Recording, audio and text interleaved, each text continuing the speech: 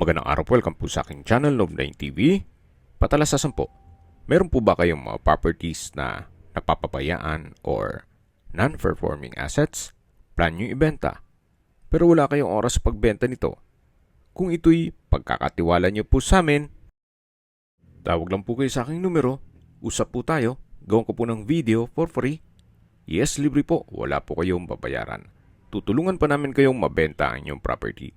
Kami na po bala sa marketing, sa boosting or paid ads. Even sa tripping, hindi na po kayo mapapagod sa pag-entertain ng mga buyers. Kami na po bala sa lahat. Tawag lang po kayo.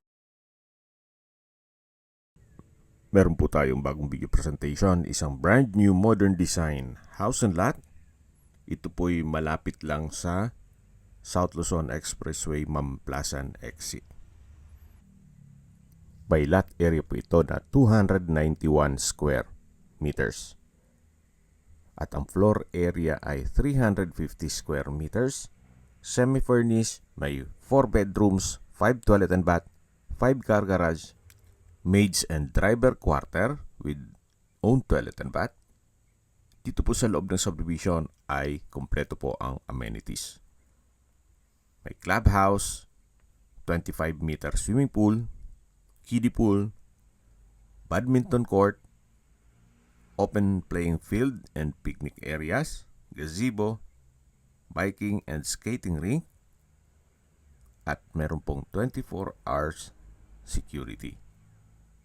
Napakaganda po, napakaliwalas ng kapaligiran, at maganda po ang lokasyon, gawa ng malapit po ito sa Manila at sa mga schools gaya ng Brent, Caritas, De La Salle, Saint Scholastica, at marami pa pong iba.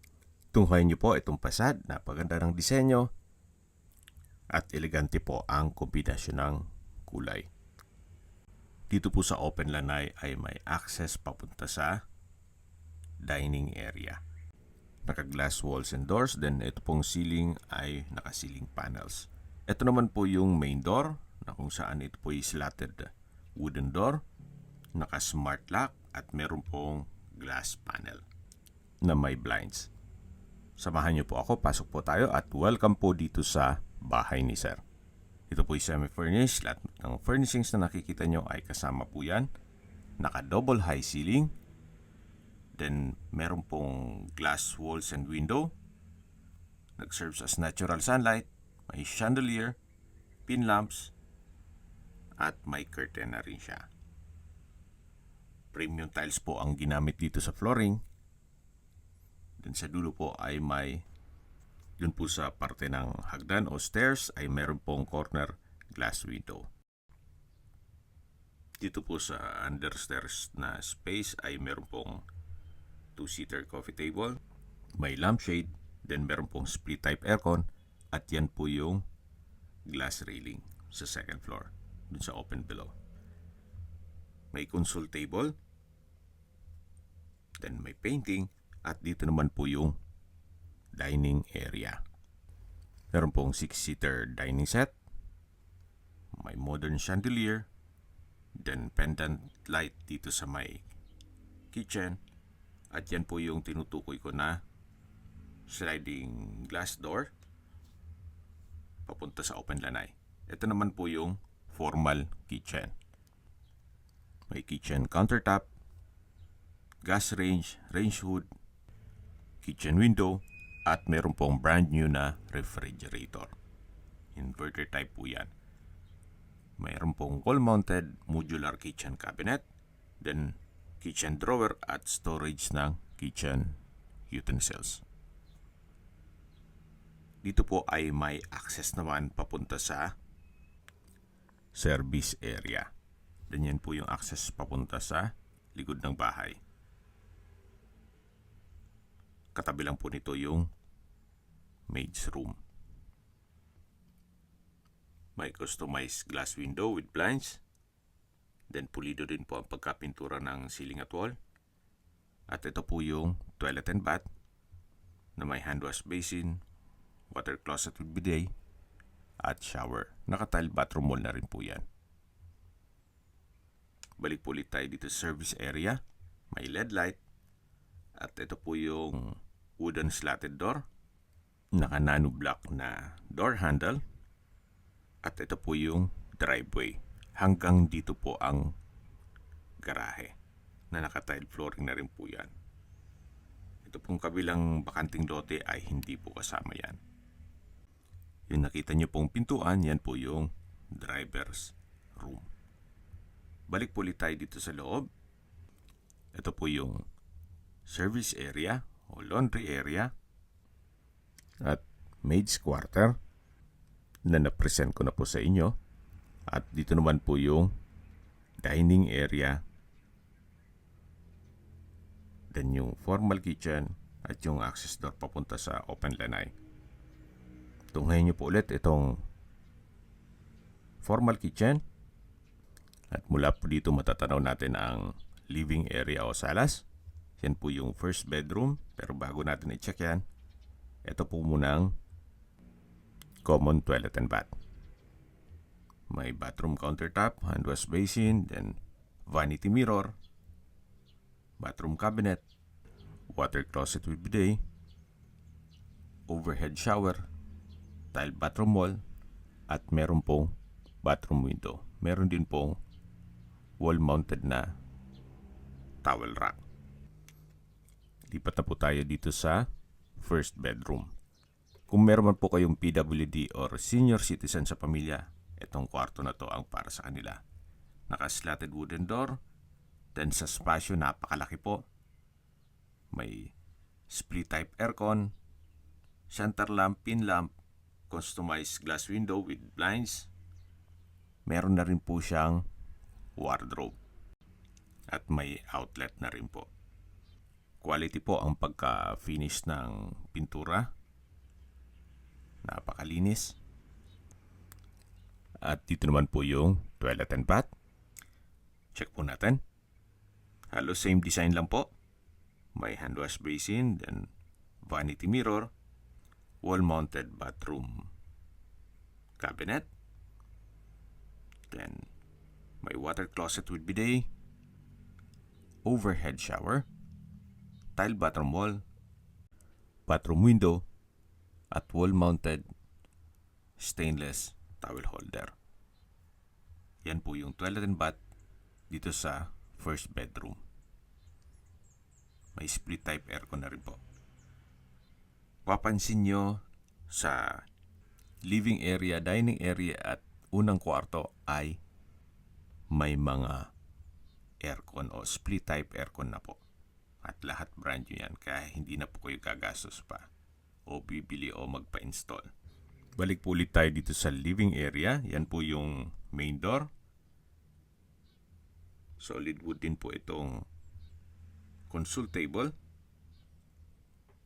At nandito na po tayo sa may hagdan o stairs. Ito po yung naka-wooden staircase, naka-glass railing at tubular handrail. Samahan niyo po ako. Akyat po tayo. Dito naman po sa may upper part ay may staircase window. Then, nandito na po tayo sa hallway. Check po natin itong second bedroom. Malaki din po ang spasyo. May split type aircon. Maganda ang disenyo ng tile flooring. Then, may customized glass window with blinds. May wardrobe, naka-center lamp, may pin lamp, then meron na rin pong mga outlet. May sarili din po itong toilet and bath. May bathroom countertop, vanity mirror, hand wash basin, water closet with bidet, overhead shower, tile bathroom wall, at may bathroom window. Ito po yung toilet and bath dito sa second bedroom. Yan po yung split type aircon. At labas po tayo para check natin yung ibang kwarto. Ito po yung open below. Maya silipin natin yan. Balik tayo dito sa hallway. At dito naman po yung third bedroom. Halos same size lang po nung second bedroom. Then meron din po siyang split type aircon, customized glass window with blinds. May nano block na mga outlet. Meron pong wardrobe at drawer. At meron din po itong sariling toilet and bath. Ang gagandahan po sa mga disenyo dito ay lahat ng kwarto ay may sariling toilet and bath. Halos same design lang po, yung hand wash basin, then bathroom cabinet, water closet with bidet, overhead shower, tile bathroom wall, at nano block na rin po yung mga switches. Then outlet. Tunghayin niyo po ulit. Ito pong third bedroom na may split type aircon na rin siya. At wardrobe. Labas po tayo. At dito naman po yung master bedroom. Naka-slatted door, then nano block door handle. Malaki po ang spasyo nito. May bed frame and mattress, split type aircon, customized glass window, bedside table and drawer. At may painting na rin po siya. Console table and drawer. At dito naman po yung walk-in closet. At yung toilet and bath. May bathtub. Then may LED mirror with the yellow light border at touch sensor. Yan po ulit yung bathtub.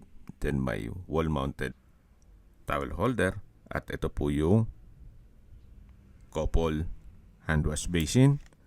Dito rin po ay may modern LED mirror na may touch sensor din po yan. May water closet with bidet, hot shower set, overhead shower, at bathroom window. Makapansin nyo po kahit po dito sa toilet and bath ay naka-slatted doors. So hindi po siya tinipid.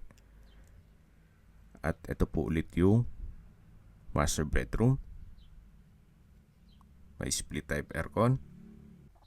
May glass wall and door na access ito papunta sa balkonahe. Ito po yung balkonahe na nakita nyo dun sa unang parte ng video. Na part po yan ng fasad. Then may ceiling panels. At tunghayin nyo po ang inyong mga magiging kapitbahay. Napakatahimik po ng lugar, sariwa ang hangin, at sa Clibrapan po, banayad lang. Hindi naman siya ganun kainit, at hindi naman ganun kalamig. Balik po ulit tayo dito sa loob. May wardrobe din po dito. At lalabas na po tayo sa hallway. Ito po yung hallway. Yan po yung mga kwarto na naipresent ko na sa inyo kanina. At dito naman po yung open below. Meron pong decorative hanging light fixtures. May dubratan. At habang maglilibot po tayo at pinagmamasdan niyo po ang buong property, pag-usapan na natin ang distance, location, at travel time. Mula po sa South Luzon Expressway Mamplasan exit, ang distance is 3.5 kilometers at ang travel time is 6 minutes. Mula naman po sa Brent School, ang distance is 14 kilometers at ang travel time is 26 minutes. Mula naman po sa Caritas Don Bosco School, ang distance is 4.8 kilometers at ang travel time is 10 minutes. Mula naman po sa De La Salle University, Canlubang Campus, ang distance is 5.3 kilometers at ang travel time is 11 minutes. Sa St. Scholastica College, West Grove, ang distance is 8.5 kilometers at ang travel time is 19 minutes. Mula naman po sa Alabang Town Center, ang distance is 21.6 kilometers at ang travel time is 41 minutes. Paseo de Santa Rosa o Nuvali, ang distance is 7.5 kilometers at ang travel time is 18 minutes. Kompleto na po doon gaya ng schools, church, banks, mga business establishments, at hospital. Yan po yung laging binabanggit sa inyo na dapat nyo i-consider sa paghanap ng property, yung meron pong malapit na hospital. Hindi ko naman po sinasabing sakitin kayo. Yan naman po for emergency purpose lang naman. At mula naman po sa Laguna Technopark, ang distance is 4.2 kilometers at ang travel time is 12 minutes. Mula naman po sa Manila o sa airport, ang distance is 34.9 kilometers at ang travel time is 1 hour and 6 minutes. Ito po yung corner window sa may staircase. At dito po sa side na to ay may landscape na po siya. Then may concrete pathway. Yan po yung glass window dun sa understairs. May faucet at hose para pag didilig po kayo ng mga halaman. Yan po yung concrete fence. At ito po yung setback sa likod ng bahay. At sa mga nag-skip po ng video, summarize ko lang po. Ito pong property ay napakalapit lang sa South Luzon Expressway, Mamplasan Exit. Brand new modern design house and lot at may lot area na 291 square meters at may floor area na 350 square meters. Titulado, buhay po ang may-ari kaya wala po kayong maging problema sa documentation o sa transfer ng title. May 4 bedrooms, then 5 toilet and bath, 5 car garage. Ito po yung maid's room at katabi lang yung driver's room. Naka wooden door, then nano block din po ang door handle at paayos naman po ang pintura ng ceiling at wall. So yan po yung driver's room, nakatabi lang po nito yung maid's room. At yan po ulit yung hallway, then ito po yung open lanai. Tunghayin nyo po ulit itong facade. At imagine na meron po kayong ganitong brand new house and lot na nasa loob ng isang exclusive community. Kumpleto ang amenities at meron pong 24 hours security at napakalapit po sa lahat. Even Manila. Okay, sa presyo na po tayo. Binibenta po ito ni owner sa halagang 35 million pesos. Kung may mga katanungan po kayo, tawag lang po kayo sa aking numero. At sa mga kababayan naman natin na sa ibang bansa, meron po akong WhatsApp, Viber at Telegram. Same number lang po, 0917-316-3399. Sa mga nagtatanong naman po ng aming Facebook, meron po aming Facebook page na Nov9TV at Facebook Real Video. Meron din pong TikTok at Instagram. May ibang YouTube channel po kami, the Nov9TV channel, Nov9TV Listings, Nov9TV On The Spot, Nov9TV Updates, at Nov9TV House Rental. Sana po naibigyan nyo ang video presentation. Paki-like and subscribe na lang po sa aking channel para ma-update din po kayo sa aking future listings. Kung sakali po hanap nyo yung mas malaking sukat ng lupa, meron din po kami ibang listings na pwede nyong pagpilian. Huwag po kayong mag-atubiling tumawag sa amin. Then, let us know your budget para malaman namin kung anong property pwede naming ilog sa inyo. Sa lahat pong viewers, subscriber at nagtiwala po sa amin, salamat po sa suporta.